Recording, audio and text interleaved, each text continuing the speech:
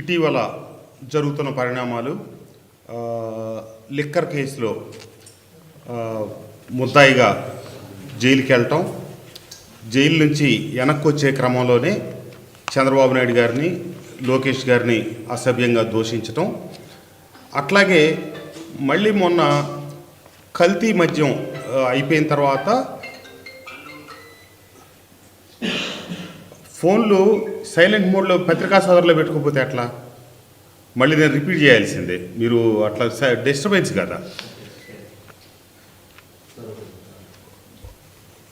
కల్తీ మద్యం కేసులో నిందితుడిగా జైలుకి వెళ్ళి మళ్ళీ వెనక్కి వచ్చి వస్తానే దారిలోనే చంద్రబాబు నాయుడు గారిని, లోకేష్ బాబు గారిని తీవ్ర పదజాలతో దూషించటం, అలాగే మళ్ళా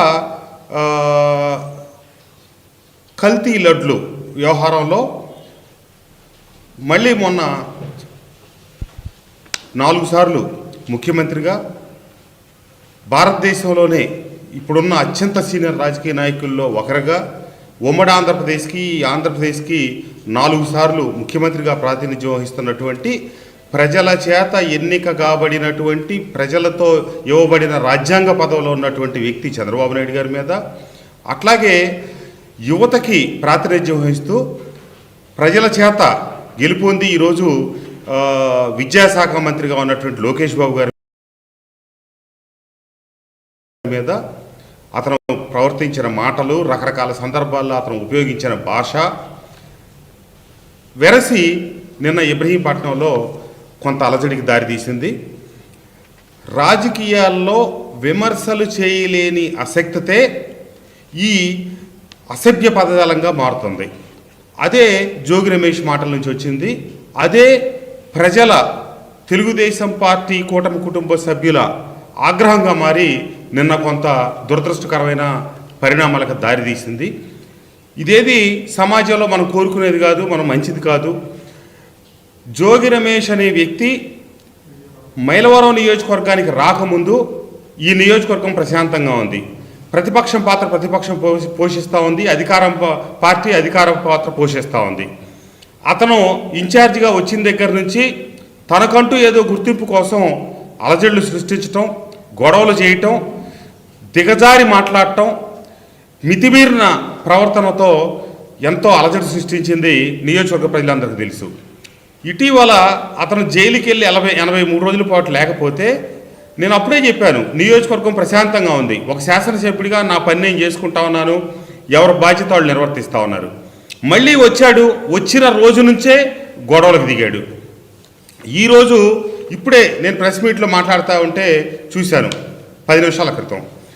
నా మీద దాడి చేయించారు లోకేష్ బాబు గారు, చంద్రబాబు గారు. ఇక లోకేష్ గారికి, చంద్రబాబు నాయుడు గారికి వేరే పని లేదా? వాళ్ళు నీ గురించి ఆలోచిస్తారని నువ్వు ఊహించుకుంటున్నావా?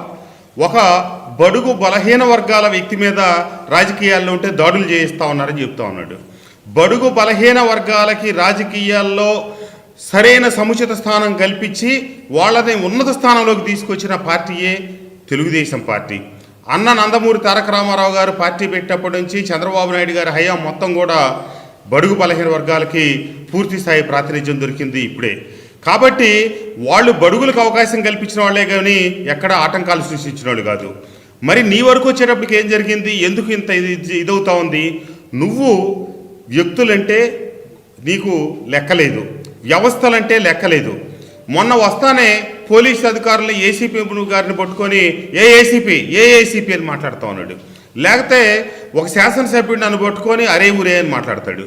సాక్షాత్తు ముఖ్యమంత్రి గారిని, లోకేష్ బాబు గారిని పట్టుకొని నీ వయసుకు కూడా సంబంధం లేకుండా అతనేమో ఇష్టం వచ్చినట్టు మాట్లాడవచ్చు, కానీ అతను ఉద్దేశించి ఎవరే మాట మాట్లాడినా కూడా నన్ను బడుగు బలహీన వర్గాల వ్యక్తిని కించపరుస్తూ ఉన్నారు, ఏదో మాట్లాడుతున్నారు, అది మాట్లాడుతున్నారు, ఇది మాట్లాడుతున్నారు అని చెప్తా ఉన్నాడు. ప్రజలందరూ దయచేసి గమనించండి, రాజకీయ వ్యవస్థ అంటేనే ప్రజలకు నమ్మకం కోల్పోయే పరిస్థితి వచ్చింది. ఇట్లాంటి వ్యక్తులు రాజకీయాల్లో ఉన్నందువల్ల రాజకీయాలే దిగజారుతాయి అనేది ఇదవుతూ ఉంది. నువ్వు సక్రమంగా మాట్లాడితే నీకు రాజ్యాంగం ఏమైతే కల్పించిందో మాట్లాడే స్వేచ్ఛ, నీ భావాలు వ్యక్తీకరించే స్వేచ్ఛ నీకు ఎవరు అడ్రాల. కానీ అదే రాజ్యాంగం నువ్వు ఎదుటి వ్యక్తుల్ని దిగజారి విమర్శిస్తే చూస్తూ ఊరుకోదు, శిక్షిస్తుంది. తప్పకుండా ఎప్పుడు ఈపు నోటిని బతిలాడుకుంటుందట, నువ్వు సక్రమంగా ఉండవే లేకపోతే నా ఈపు పగులుతుందని చెప్పి. జోగి రమేష్ విషయంలో అదే జరిగింది, అదే జరుగుతుంది. ఎక్కడ ఇప్పుడు నేను అటు వైసీపీలో కూడా పనిచేశాను. ఆ రోజున ఎవరినైనా తిడితే మన మాయబజార్ సినిమాలో చూపించినట్టు వీరతాళ్ళు వేసే పరిస్థితి.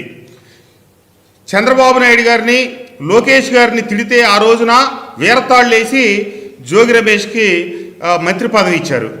ఈరోజు కూడా మళ్ళీ భవిష్యత్తులో అదే ఉంటుందిలే అని చెప్పి మళ్ళీ జగన్మోహన్ రెడ్డి గారి నుంచి వీరతాళ్ళు వేయించుకోవడానికి జోగి రమేష్ ఆయన దగ్గర మార్కులు సంపాదించడానికి ఈ కార్యక్రమం చేస్తూ ఉన్నాడు. అంతే తప్పించి అతనికి ఎవరి కోసమో మాట్లాడుతున్నాడు తప్పితే విమర్శించే వ్యక్తికి కొన్ని అర్హతలు కావాలి, విమర్శించడానికి సబ్జెక్టు మీద పొట్టుండాలి. ఇదేమీ లేకుండా అసభ్య భాషతో అసభ్యకరమైన పదాలు ఉపయోగించడమే విమర్శ అనుకుంటే మరి దాన్ని కొంతకాలం తర్వాత ఎవరో సహించరనే వాస్తవాన్ని గమనించాలా.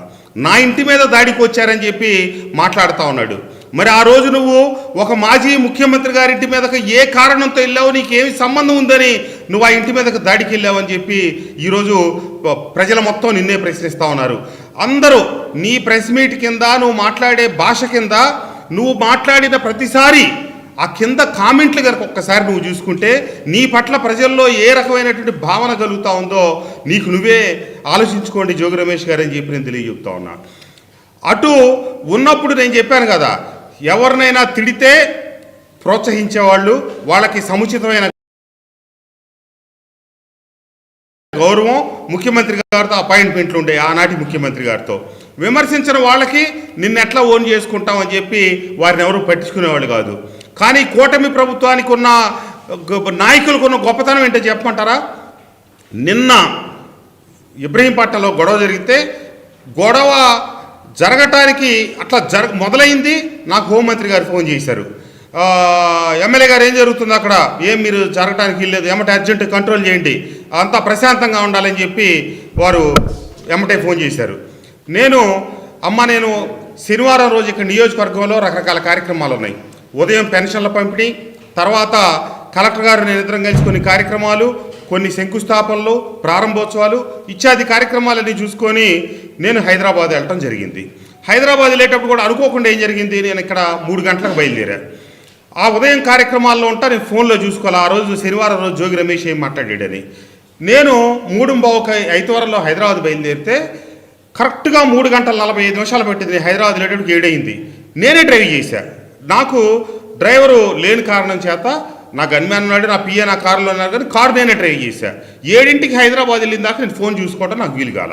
సరే వెళ్ళిన తర్వాత ఫోన్ చూస్తే అప్పుడు ఈ జోగి రమేష్ మాట్లాడిన అసభ్యకరమైనటువంటి మాటలు నా దృష్టికి వచ్చినాయి. తర్వాత మా నాయకులతో మాట్లాడితే అవునవును సార్, అక్కడ అంబటి రాంబాబు గారు మాట్లాడింది కాకుండా ఇక్కడ ఈయన కూడా చాలా అసహ్యంగా మాట్లాడాడు, రేపు ఉదయం మేము ఇబ్రహీంపట్నం రింగులో ధర్నా చేస్తామని చెప్పారు. సరే అంతవరకు చేయండి అని చెప్పాం. కానీ ధర్నా కార్యక్రమం అయిన కొద్దిసేపటికే నాకు హోంమంత్రి గారు ఫోన్ చేసి ఎమ్మెల్యే గారు ఇక్కడ ఇబ్రహీంపట్నం రింగులో ధర్నా చేస్తున్నట్టున్నారు, నిన్న అంబటి రాంబాబు గారి ఇంటి దగ్గర కూడా పరిస్థితులు అదుపు తప్పినాయి, దయచేసి మీరు దగ్గరుండి అయ్యే అదుపు తప్పకుండా మీరు కంట్రోల్ చేయండి అని చెప్పి నేను చెప్పి, అమ్మ నేను హైదరాబాద్లో ఉన్నాను, ఈ గొడవ జరిగేది నాకు తెలియదు, నిన్న అసలు ఆయన మాట్లాడిన భాష తెలియదు, ఈరోజు కేవలం రింగ్ సెంటర్లోనే దిష్టిబొమ్మ దగ్ధం చేయటం అంతవరకే కార్యక్రమం చేస్తున్నారు తప్పితే అంతకు మించి ఎవరు అదుపు తప్పరమ్మా అని చెప్పాను. అయితే జాగ్రత్తగా కంట్రోల్ అవ్వడం అంటే పోలీసు వాళ్ళకి కూడా మేము పూర్తి చెప్పున్నాము, వాళ్ళందరూ జాగ్రత్తగా ఉన్నారు, ఎట్టి పరిస్థితిలో ఉపేక్షించమని చెప్పారు. ఆమె పెట్టేసిన 5 నిమిషాలకే కమిషనర్ గారు చెప్పారు, మీ నాయకులందరికీ ఫోన్ చేసి మీరు వాళ్ళ జాగ్రత్తగా ఉండమనండి, ఏ రకమైనటువంటి అరాచక కార్యక్రమాలకు పాల్పడొద్దని చెప్పండి అని చెప్తే నేను ఎమ్మటే మా నాయకులకు చెప్పాను. మా వాళ్ళందరూ, మా శ్రీను, మా వాళ్ళందరూ అక్కడే ఉన్నారు.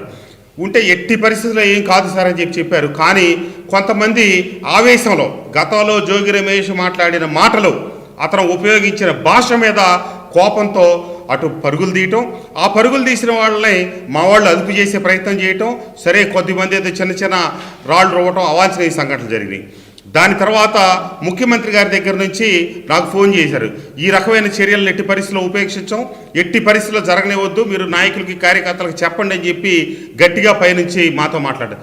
ఈరోజు ఉదయం పార్టీ అధ్యక్షులు పల్లా శ్రీనివాసరావు గారు అలాగే అచ్చెన్నాయుడు గారు ఇద్దరు టెలికాన్ఫరెన్స్ పెట్టి వాళ్ళు రెచ్చగొట్టే రీతిలో ప్రవర్తిస్తూ ఉన్నారు, మీరెవ్వరూ రెచ్చిపోవద్దు, మీరు సంయమనంతో ఉండండి, చట్టం తన పని తాను చేసుకుపోతుందని చెప్పి మాకు బాధ్యతలు తెలియజెప్పడానికి మొత్తం టెలికాన్ఫరెన్స్ పెట్టారు.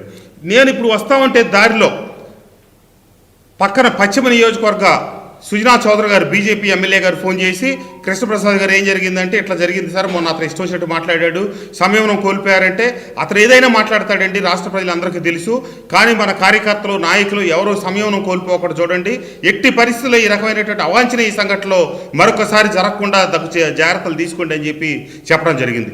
ఇది కూటమి నాయకత్వంలో ఉన్నటువంటి సంస్కారం. ఆ రోజు పనిచేసిన వైసీపీ పార్టీలో ఆ నాయకుడి సంస్కారం ఏంటో మాకు తెలుసు. అట్లాగే ఈరోజు జోగి రమేష్ కావచ్చు, అంబటి రాంబాబు కావచ్చు చేసిన చర్యల మీద ఒక్క సందర్భంలో కూడా జగన్మోహన్ రెడ్డి గారు ఖండించకపోగా వాళ్ళు చేసింది సరైందే అని చెప్పి మళ్ళీ చెప్తా ఉన్నారంటే, ఈ రాష్ట్రం చంద్రబాబు నాయుడు గారి కూటమి ప్రభుత్వ ఆధ్వర్యంలో పునర్వైభవం దిశగా సాగుతూ ఉంది. పరిశ్రమలు తీసుకొస్తా ఉన్నారు, పెట్టుబడులు తీసుకొస్తా ఉన్నారు, అభివృద్ధి దిశగా ప్రయాణం చేస్తూ ఉంటే చూడలేక చెడగొట్టడం కోసం చేస్తూ ఉన్న కార్యక్రమాలే తప్పితే మరొకటి కాదు అని చెప్పి ప్రజలు గమనించాలి. నేను రాష్ట్ర ప్రజలందరికీ తెలియజెప్తా ఉన్నాను, ఎట్టి పరిస్థితుల్లో మైలవరం నియోజకవర్గంలో మేము గడిచిన కొన్ని మాసాలుగా ఈ జోగి రమేష్ అనే వ్యక్తి ఒకప్పుడు పెడ నుంచి పోటీ చేశాడు, తర్వాత మైలవరానికి వస్తే ఓడిపోయాడు, మళ్ళీ పెడన వెళ్ళాడు, అక్కడ గెలిచాడు, మళ్ళా వచ్చాడు పెనంలూరులో పోటీ చేశాడు, మళ్ళా ఓడిపోయాడు, మళ్ళా ఈ రోజున జగన్మోహన్ రెడ్డి గారు తీసుకొచ్చి మైలవరం నెత్తిన ఈ కుంపటి జోగి రమేష్ అనే కుంపటిని పెట్టడం జరిగింది. అతను అసాంఘిక వ్యక్తి, రాజకీయాల్లో ఉండకూడని వ్యక్తి. అతను ఎందుకంటే బడుగు వర్గాల, బలహీన వర్గాల, లేకపోతే ఏ వర్గాలని కాదు, ప్రజలకు సేవ చేయడానికి అన్ని వర్గాలకు అవకాశం ఉంది. దాన్ని అవలంబనగా చేసుకొని పైకి ఎదగాలి, సమాజానికి మేలు చేయాలి, సమాజ ఐక్యతకు ఉపయోగపడాలి. కానీ జోగి రమేష్ అనే వ్యక్తి కులాల మధ్య విద్వేషాలు రగిలుస్తా, గొడవలు పెట్టుకుంటా కావాలని చెప్పి మా మైలవరం నియోజకవర్గాన్ని అపఖ్యాతి పాలు చేసినట్టుగా ప్రవర్తిస్తూ ఉన్నాడు. నిన్న మళ్ళీ వాళ్ళు మాట్లాడుతూ ఉన్నారు, ఎవరన్నా ఇంతవరకు మైలవరం నియోజకవర్గ చరిత్రలో ఇళ్ల మీదకు దాడులు తెగబడ్డారా అన్నారు. మరి నువ్వే కదా ముఖ్యమంత్రి చంద్రబాబు నాయుడు గారి ఇంటి మీదకి దాడికి వెళ్ళి ఆ రోజు వైసీపీ ప్రభుత్వం పతనానికి కూడా కారణమైనడివి. ఈ రోజున నీ వెకిలి మాటలతో ఈ రోజున మళ్ళీ ఈ దుస్థితికి తీసుకొచ్చావు. నేనందరికీ రాష్ట్రంలో ఉన్న అన్ని పార్టీల నాయకులకి, రాజకీయ వ్యవస్థలో ఉన్న వ్యక్తులకి నేను ఒకటే విన్నపం చేస్తా ఉన్నా, మనం దిగజారి ఎక్కడికి వెళ్తాం? మనం ఈ రకమైన భాష వల్ల ప్రజల్లో చులకనవుతున్నాం అనే ఒక వాస్తవాన్ని గమనించండి. ప్రజాస్వామ్యం మనుగడకే ప్రశ్నార్థమయ్యే పరిస్థితి వస్తుందనే వాస్తవాన్ని మీరందరూ గమనించండి. ఎందుకంటే మొన్న మహారాష్ట్ర ఉప ముఖ్యమంత్రి అజిత్ పవార్ గారు చనిపోతే ఆయన వీడియో ఒకటి సోషల్ మీడియాలో పెట్టారు, బీబీసీ వాళ్ళదే, నేను ఆ రోజు చూసా. సరే అది చూస్తా కింద కామెంట్లు చదివా. 100 కామెంట్లుంటే 90 కామెంట్లు చచ్చిపోయిన దానికి, ఎవ్వరు చచ్చిపోయినా మనం పోతా ఉంటే రోడ్డు పక్కన ఏదైనా ఒక జంతువు చనిపోయినా మనం సంతాపం, అయ్యో ఇట్లా చనిపోయిందని బాధపడతాం. కానీ దాని కింద ఉన్న 100 పోస్టులు 90 పోస్టులు ఈ రాజకీయ నాయకులు పోతే మంచిది, ఇట్లనే జరగాల, వీళ్ళకి ఇట్లనే కావాలి, మన రాష్ట్రంలో ఉన్న రాజకీయ నాయకులు కూడా పోవాలి, చావాలి అని మొత్తం కామెంట్లు పెట్టారు. అంటే మనం మాట్లాడుతున్నటువంటి దిగజారిన భాష, మనం చేస్తున్నటువంటి వెకిలి పనుల వల్ల ప్రజల్లో ఈ ఏహ్య భాగం, వెగటు భావం కలుగుతుందనే వాస్తవాన్ని మీరు గమనించి మనం అందరం హుందాగా రాజకీయాలు నడుపుతాం. మనం రాజకీయ వ్యవస్థలో ఉన్నాం కాబట్టి ఆ వ్యవస్థకు వన్నెతద్దాం.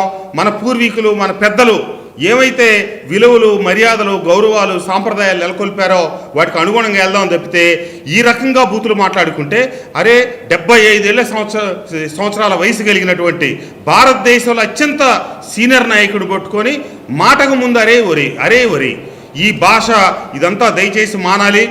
ఏదో జోగి రమేష్ మీద దాడులు జరుగుతాయి అంటున్నారు, అంతేకాకుండా మరి అతను మాట్లాడిన భాష వల్లే ఈరోజు ఈ పరిస్థితి వచ్చింది. ఈ పరిస్థితులన్నిటినీ అతనే కల్పించాడు అని చెప్పి తెలియజేస్తూ, మరొక్కసారి కూటమి కుటుంబ సభ్యులు ఎవరూ కూడా వీరి వల్ల పడొద్దని, మన నాయకత్వం బాధ్యతాయుతమైన నాయకత్వం, పైనుంచి మనకి విలువలు నేర్పుతా ఉంది తప్పితే దుస్సాంప్రదాయాలకు తెగబడమని ఎక్కడా చెప్పట్లేదు. కాబట్టి మనం సంయమనంతో ఉందాం. కాలం ప్రతి ఒక్కటి, ఎంతటి అరాచక శక్తులు కూడా తనలో ఇముడ్చుకుంటూ పోతుంది. తప్పకుండా జోగి రమేష్ అనే వ్యక్తి మారితే పర్లేదు, కానీ మారకపోతే ఆ ప్రకృతే అతన్ని తనలో ఇముడ్చుకుంటూ పోతుంది. దానికోసం మనం ఎదురు చూడటం తప్పితే చేయగలిగేది ఏమీ లేదు. భగవంతుడి నిర్ణయానికే అతని వ్యక్తిత్వాన్ని, అతని వెకిలితనాన్ని వదిలేద్దామని చెప్పి తెలియజేస్తూ, మరొక్కసారి ఈ రకమైనటువంటి పరిస్థితులు మైలవరం నియోజకవర్గంలో ఉత్పన్నం కాకుండా బాధ్యత తీసుకుంటామని చెప్పి ఈ సందర్భంగా ముఖ్యమంత్రి చంద్రబాబు నాయుడు గారికి, లోకేష్ బాబు గారికి, రాష్ట్ర ప్రజలకు తెలియజేస్తూ సెలవు తీసుకుంటా ఉన్నా. ధన్యవాదాలు.